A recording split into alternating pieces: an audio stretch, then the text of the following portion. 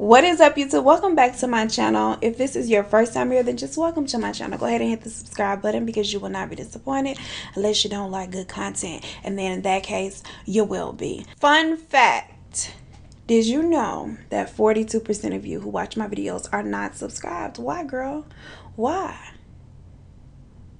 I don't understand. You ain't gotta watch from outside. You ain't gotta watch the TV from outside, okay? Through the window. Subscribe, come on in and have a seat and watch with the family, okay?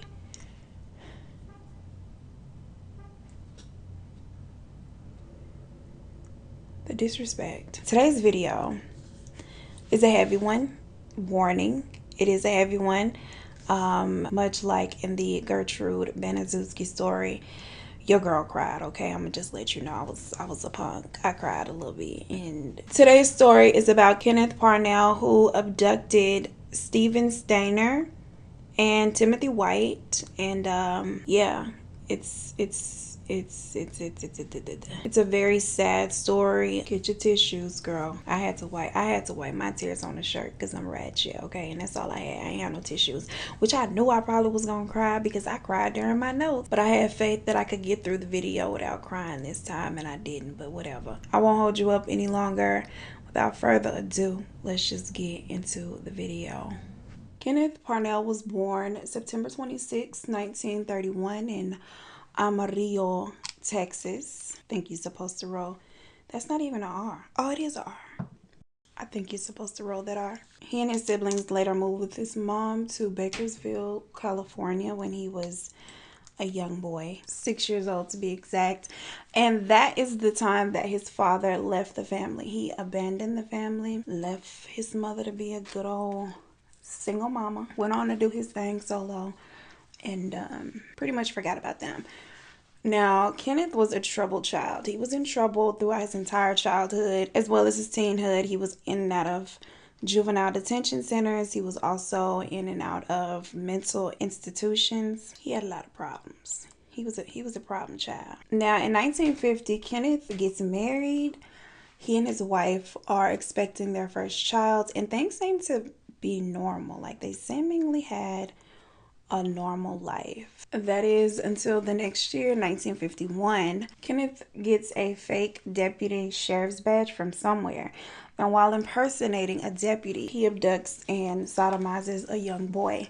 Now, he is arrested for this in March of that year and sentenced to 4 years in prison. During this time, he escaped. It's like, sir, you only got 4 years. Why are you escaping? Like, if I had got a life sentence, anything upwards of 10 years, I think I might try to escape too if I had the opportunity. But you only got 4 years. Just sit down, sir. Just sit down. They capture him and take him right back to jail. Okay? Right back. Do not pass go. Do not collect $200. Okay? In a later interview, when asked why he had done what he did, he said that his wife was pregnant and for whatever reason he was unable to be intimate with her. He didn't say why. He just said his wife was pregnant and therefore he had to find another outlet. Like, I don't know. Let me tell you, the word of the day is moisture. Hydration. I have spritzed my rose water. I've put on the serum. I have put on a moisturizer. I just put on a moisturizing primer, and now I'm about to put on a moisturizing foundation. If this face dries out before the end of 2020, I don't know what else to do.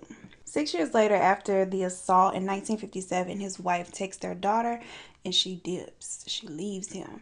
I don't know what took her so long, but she left. But apparently he didn't care because that very same year he found a whole nother wife. Like, he got married again. Here I am, single going on almost 2 years. That's okay, it ain't that long, but it's single going on a year and a half. And homeboy is married twice in 1 year. Like, I can't even find Blue Daddy.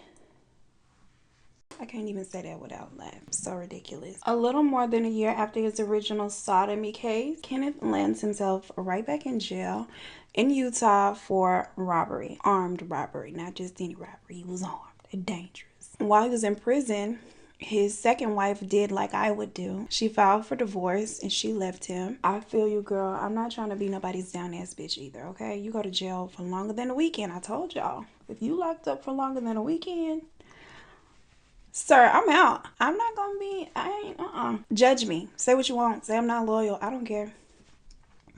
At this time, he begins working at the Yosemite National Park. Fun fact, I used to pronounce Yosemite Yosemite. And it wasn't until Travis Scott came out with Astro World that I was like, I've been saying it wrong. It's not Yosemite? Yosemite. But anywho, this ain't about me. It's about Kenneth. He starts to work at the Yosemite National Park is where he meets a gentleman by the name of Irvin Murphy. Now, Irvin was described by people who knew him as a simple-minded man, a very docile, trusting, and very naive gentleman. He was soft in the brain, okay? He wasn't as smart. This concealer is not. This concealer is not really light enough for this foundation, so let me throw some of this one on top. With some brightness, some contrast. There we go. Just can't forget to blend that out this time. When Kenneth met Irvin, he passed himself off as an inspiring minister. Yeah, he was completely the fucking opposite of that. He recruited Irvin as like his little flunky, and he actually talked him into helping him abduct a young boy. Now, he told Irvin that the reason he wanted this young boy was so that he could raise a child in a very religious type deal. Like, I guess to create a very perfect God-fearing individual. So, Irvin, with his little self, he felt like, okay, yeah, that makes sense, and that's a good thing. So I'm going to help you, Mr. Minister, sir. Y'all really got to do better by these children. I don't know. It's crazy, because you got to be dumb. But anyway, he trusted and believed Kenneth, and so he decided, I'm going to help you carry out this mission. On December 4th, 1972, 7-year-old Stephen Strainer is approached by Irvin as he's walking home from school. Now, little Stephen was the third of 5 children born to Delbert and Kay Strainer in California. They were a nice little young family, just out here trying to do their best, make ends meet, and raise their children. Just a normal, average family. You know what? I don't know why the tail of my eyebrow looked chewed on, but we just gonna fix that up with some concealer. I'm not about to stress. Stephen had 3 sisters and an older brother named Carrie. Remember the brother. So, acting on the instructions of Kenneth, Irvin is around the school where Stephen goes to school that day. He's been passing out little Bible pamphlets and gospel tracts to little boys walking home from school that day. And of course, that's how he meets 7-year-old Stephen. I don't know what it was, but something about Stephen just let him know, like, this is gonna be the one. This is gonna be the one to capture and take back to Kenneth. When Irvin approaches Stephen, he tells him that he's a church representative and he's taking in donations. He asks if he had anything to donate. Of course, kids don't be having money. Kids be broke. I saw a meme a while back that was like, kids are just like little broke best friends. And that's pretty much how I imagine having a kid would be. Pretty much. So I believe it. But anyway, little Stephen didn't have no money. And so Irvin was like, what do you think your parents would be interested in donating? And so Stephen's thinking, yeah, my parents are good people. They'll want to help a church. And so he tells him, yes, my parents probably would be willing to donate to the church. At that point, Irvin tells Stephen, okay, I'll take you to your parents' home. We can just stop by there. I'll drop you off. I can get the donation, go back to the church, and get back to kicking it with Jesus. Just hop in the car. And so Stephen willingly gets into the car because, he's 7, and this doesn't sound too sketchy to him. Then when you get to throwing church and Jesus around, people are a lot more inclined to believe you, sometimes and stuff. And so Kenneth, who is sitting kind of off, watching this go down, he gets the signal from Irvin that, that he's pretty much earned the trust of young Stephen, and he whips up in his white Buick. Stephen willingly gets into the vehicle, so it doesn't appear to anybody that's just looking or near that it's a kidnap. Like, they probably look like his uncle or somebody, like his dad picking him up on his way home from school. Now, at this point, Kenneth proceeds to drive the white Buick, and he drives it to his cabin.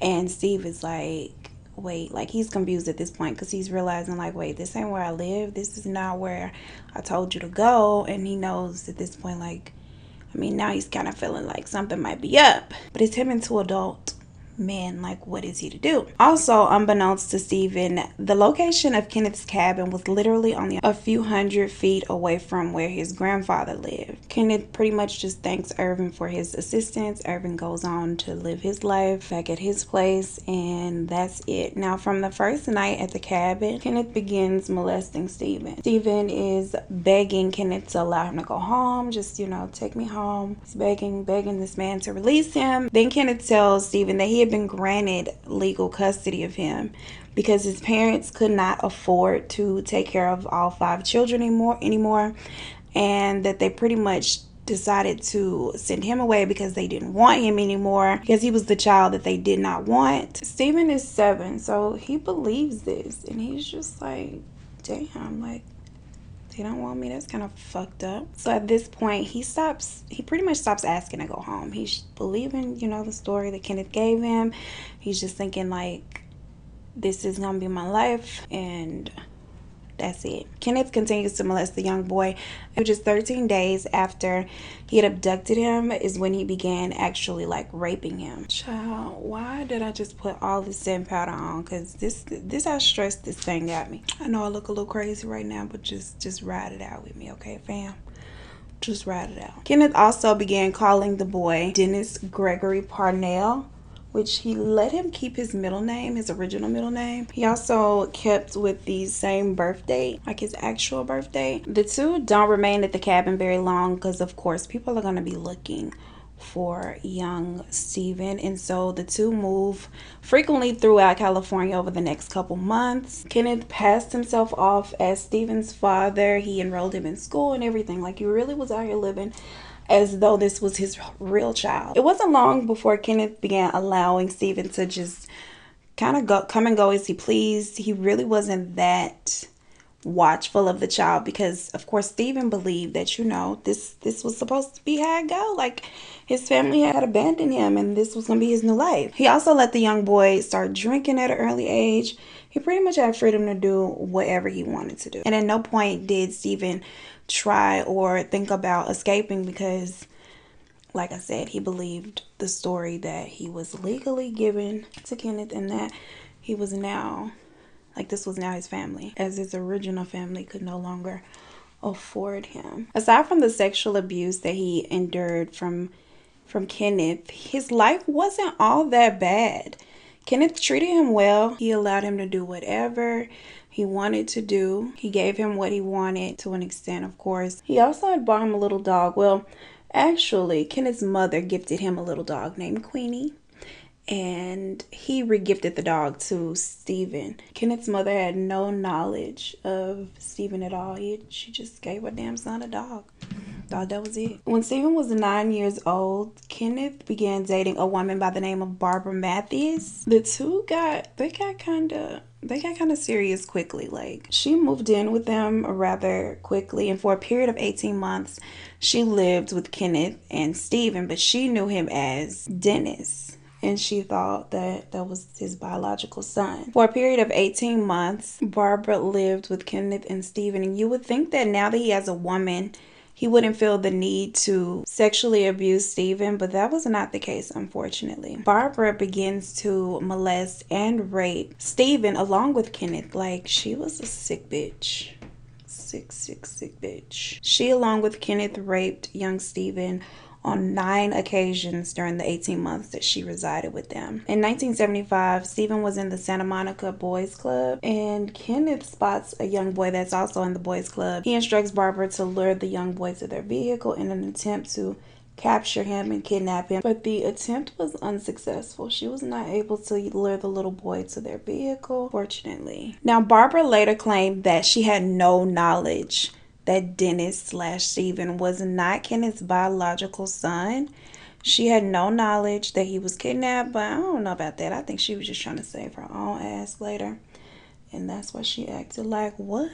That wasn't his son. Girl, you knew. You motherfucking knew. Y'all, when I was making my notes for this video, like, I cried like a baby. Like, I'm gonna try to get through this video without crying because it's about to get so sad and so emotional, and I just don't even want to look like a punk on camera, but I'm gonna try. I'm really gonna try to hold it together. Like, I'm joking, but I'm not. As Steven is getting older and getting into puberty, Kenneth decides that it's time for him to start looking for another younger child because his preference were young children, not, teenagers with pubic hairs or grown men. Kenneth decided he was going to use Steven to help him kidnap a younger boy, and they went out on several occasions to attempt kidnappings, but they were all unsuccessful. Now, Kenneth decided that he needed to find somebody else. He started to feel like Steven lacked what it took for him to be an accomplice and that he just wasn't, fit for these actions. When in actuality, Steven had been sabotaging the attempts all along because he didn't want to see another young boy going through what he had gone through at the hands of Kenneth, and he damn sure didn't want to be the reason that another child was kidnapped and, assaulted. So he would always sabotage it on purpose, because that's what sabotage means, duh. Kenneth decides to ditch Steven as an accomplice, and he solicits help from one of Steven's acquaintances, Sean Portman, just another gullible young boy. He was actually like a kid, so I ain't gonna give him too much. Because he was young. He was a child himself. Kenneth is able to talk him into helping him go out and kidnap a young child. Now, on February 13th, 1980, the two are out looking for a child to take back to the home of Kenneth. They spot 5-year-old Timothy White playing in his family's home's front yard. Like, this is another thing. How is this baby? Let me just tell you what happened. Let me just tell you before I go down that road. They spot this 5-year-old playing in the front yard of his family's home. They pull up. Sean gets out of the car and he tries to lure the young boy to the car by talking to him. And Timothy he doesn't agree to go. He's like, no. Nope. At that point, he begins to fight back and Sean grabs him and pulls him into the car. Kenneth speeds off and they head back to Kenneth's house. And just like that, he was snatched off the streets. How the hell do you snatch? See, that's why I'm scared to let my kids play outside. And he was right there in the front yard. Like, I don't know. Now, Kenneth tried brainwashing him as he had done with Steven in his abduction. He tried to convince him that his name was now Tommy and that, his parents didn't want him. And he was 5. He was emotional. He wasn't as easy to convince as Steven was, and he was in a lot of emotional distress. Like he's 5, so of course, they want mama, they cry and all of that. In an effort to pass Timothy off as his own son and Steven's younger brother, Kenneth dyes Timothy's bright blonde hair dark brown, because he's like, you need to look more like us. Now, over the next 16 days, 5-year-old Timothy forged a bond with now 14-year-old Steven. Steven has been protecting him up till now, but he knows inevitably what is going to happen. That Kenneth is going to start sexually abusing him any day now, unless he could get him out of there, and he was determined to do so. So on March 1st, 1980, Kenneth goes to work and he leaves home thinking, nothing's gonna happen, because like I said before, Steven had never tried to escape. Like, he had never tried to run. But shit was different because Kenneth he didn't want to see the same thing happen to this sweet, innocent, beautiful 5-year-old boy. Steven takes young Timothy by the hand. They leave the house. And at this point, they were living in a very rural. It's so hard for me to say this word. Rural. I feel like a fucking dog. Very rural. They live in an area that ain't near nobody or nothing, okay? And so they have to walk a great distance before they even hit a main road. And once they do, Steven flags the truck driver down and asks the truck driver to take them to the town where Timothy had been abducted from. But the problem was the 5-year-old didn't know his address. So they were kind of like, where we go from here? Because Steven was like, I was going to take you to your parents. But he's like, I don't know where my parents at. I don't know where I live. And at that point, they decide, okay, let's just hit a police station. Steven goes to a police station with the young boy.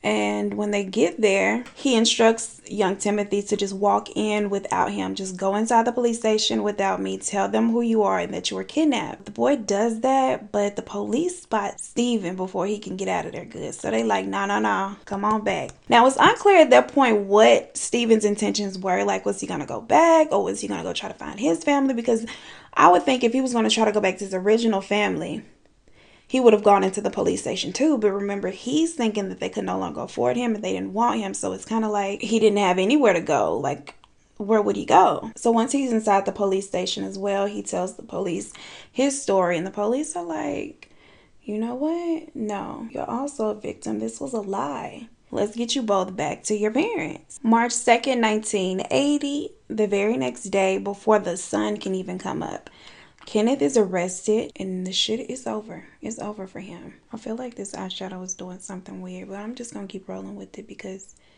he ain't got nowhere to go anyway. So if I turn out ugly, it's okay. The same day of his arrest, both children are reunited with their families, and then the next year, 1980, Kenneth is tried and convicted of the kidnapping of Timothy and Stephen in 2 separate trials. Now, he was sentenced to 7 years, just 7 years, but was paroled after only serving 5. Even with his prior convictions of sodomy, like, you would think that they would keep him a little longer this second time, but they don't. They let him go. He probably would have gotten more time if he had also been charged with the sexual assault. He wasn't brought forth on charges of any sexual assaults because most of them had taken place outside of the jurisdiction of the prosecution, so they couldn't do anything about it. And the ones that were outside of the statute of limitations, which it shouldn't be any. It should not be any, but it is, and they were, and so they couldn't charge him for the sexual assault. It was also said that they did not go forth or push the charges of sexual assault against Stephen because rape and molestation victims are viewed as damaged goods, which that is not true. It's not true at all. And also because of a stigma for male sexual abuse. Like, I don't get that. There should be no shame if you are a survivor or a victim of sexual abuse. You shouldn't have no shame. The nasty, trifling mofo who did it should be the one ashamed because he the wrong one, okay? Irvin Murphy and Sean Portman, who helped Kenneth abduct both boys, were also brought up on lesser charges. Both claimed that they knew nothing of the sexual abuse endured by Stephen, and Barbara, she was never brought up on any charges at all because they could only charge her with sexual abuse charges. And so, like I said, they were protecting Stephen by not charging anyone or putting out there his sexual abuse that he endured. Electric chair. Stephen did say that he believed that Irvin was just as much a victim as he and Timothy were because he said that he was just being manipulated by Kenneth and that he had actually never harmed them. He had just participated in helping him abduct Stephen, thinking that he was going to help this child be raised all Christianly and right, and that he was always very nice to him. He actually referred to him as Uncle Irvin. Irvin had never witnessed any of the sexual abuse, which I'm going to leave that to you for you to decide if you believe he didn't know anything was going on or not. I don't know. Because I don't know. Then they did say he was a little slow, so maybe he didn't know. I don't know. After being reunited with their children, the White family maintained regular contact with the Stainers, which I can get that because, you know, when you go through certain traumatic events or certain things, period, that a lot of people probably cannot relate to, and then having someone that can relate who's been through the same thing kind of would make, you know, you bond with them. Now, after returning to his family, Stephen had a lot of trouble adjusting. Like, he underwent brief counseling, and it was like very brief. He never saw any additional counseling after that, and he was just kind of troubled. Like, that's something very difficult to have to get over, especially without any professional mental help. My damn eyebrows need professional mental help because, girl, whatever. Let's just keep going and just pretend like they don't. Part of the reason why he probably did not get any counseling or further counseling is because of the sexual abuse, and people made it seem like it was just this thing that he should be ashamed of and shouldn't want to talk about. He refused to talk about it in counseling. He refused to talk about it with anybody after that. He just did not want to discuss any of the sexual abuse he encountered. In a later interview, his sister said that Stephen did not get any further counseling because his father said that he, quote, didn't need any. In the interview, she also said that her brother got on with his life, but he was pretty messed up. When he returned to school, a lot of the kids, they made fun of him. He was teased in school a lot for being sexually abused because, you know, kids can be really shitty. This caused him to drop out of school. In 1985, he did marry a young lady by the name of Jody Edmondson, with whom he had 2 children. He also worked with child abduction groups, speaking to children about personal safety, talking to strangers, the signs of people that prey on children, all these things to watch out for, to look out for, just raising awareness on the sick, creepy people that are out here doing these terrible things. He joined the Church of Jesus Christ of Latter-day Saints, and tragically, just literally a couple days after he joined that church, on September 16th, 1989, he was traveling home from work on his motorcycle when his motorcycle collided with a car. He sustained fatal head injuries. He did not survive, unfortunately. Y'all, at this point when I read that, I try not to cry my lashes off. Ooh. Y'all, the story is so sad because 500 people attended the funeral. At the time of Stephen's motorcycle crash and death, he was only 24 years old. Ooh. Timothy. I'm about to cry my lashes off. Timothy, who was 14 years old at the time, was a pallbearer. This is why I never want to do kids, because it's just so sad. Like, why did he have to die so young? He was such a good kid. And Timothy White went on to be a Los Angeles County Sheriff's Department's deputy, and he got married, he had children, and just like Stephen, he gave lectures to children about his experience and like the dangers of talking to strangers and, you know, bad people in the world. In January 2003, Kenneth was arrested again after trying to coerce his caregiver into purchasing him a 4-year-old boy. Now, this time he was 71 years old. He was in very ill health. He was suffering from diabetes. The mother had emphysema. He had a stroke that gave him even more problems. He had a lot of the things that he deserved out of life after what he had done. But apparently he had not learned his lesson. The caregiver was a woman by the name of Diane Stevens. She was aware of Kenneth's past, and so she alerted the authorities, and she was very cooperative. They wanted to set up a sting operation. Of course, she assisted with no problem. That actually led to his arrest. Now, according to Diane Stevens' testimony, Kenneth requested that the child have a clean rectum, which obviously indicates his sexual intentions. Like he paid her $100 for a birth certificate.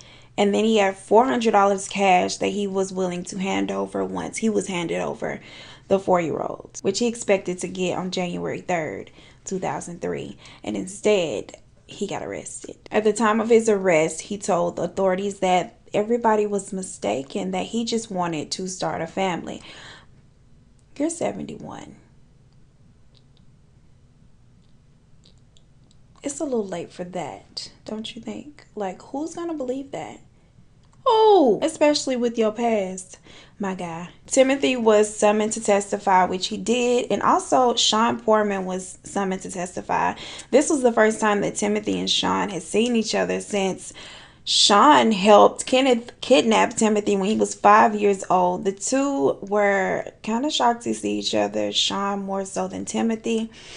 Timothy forgave Shaun. They talked for a brief moment. They had a moment in court where they, you know, hugged, and then they went on their own ways. And, you know, they just had a moment of forgiveness, I guess. Which I can kind of get why Timothy forgave him, because at the time, you got to remember, Shaun was a young kid too. He was like Stephen's age, about 14. Can't hold him accountable like this far down the line if he's apologetic. On February 9th, 2004, Kenneth is convicted on the charges of attempting to kidnap a child and attempting molestation. The prosecution successfully argued that all of the child pornography that they had picked up from his residence, along with Timothy's testimony, Diane's testimony, and the sting operation was enough to convince a jury that this motherfucker, he had ill intentions. Kenneth was sentenced to 25 years to life in California under the 3 strikes laws. Like, 3 strikes, you out, buddy. This, of course, was his 3rd strike. He remained incarcerated until 2008 when he died of natural causes, which he was, I told you, he had all the ailments And naturally, when you got all the ailments, you're gonna naturally die. So that's what he did. But sadly, yeah, I'm about to cry again. That's that face when I'm about to cry again. Now, as for Timothy White, he unfortunately passed away April 1st, 2010 from a pulmonary embolism. He was only 35 years old. The city of Merced, California put up a statue of Stephen and Timothy. I'm gonna cry again. It portrays the day that, here I go, Stephen ran away with young Timothy, subsequently saving his life and his own life. And yeah, and celebrating him being the hero that he was. This story was so hard to get through. Jesus. Y'all, I done cried so much. My under eye is through. Okay? It's over for the under eye. I don't know if you can see it on camera, and I'm hoping that you can't. But just in case you can, the saltiness in your tears does something to make up. It just does. It's looking crazy. So that is it for this particular story. Before you look off, let me say this. Don't go nowhere. Hold on. There will be a part 2 to this story, because remember back to the beginning of the video when I told you it was important to remember Stephen's older brother, Kerry? Well, Kerry grew up to be a serial killer.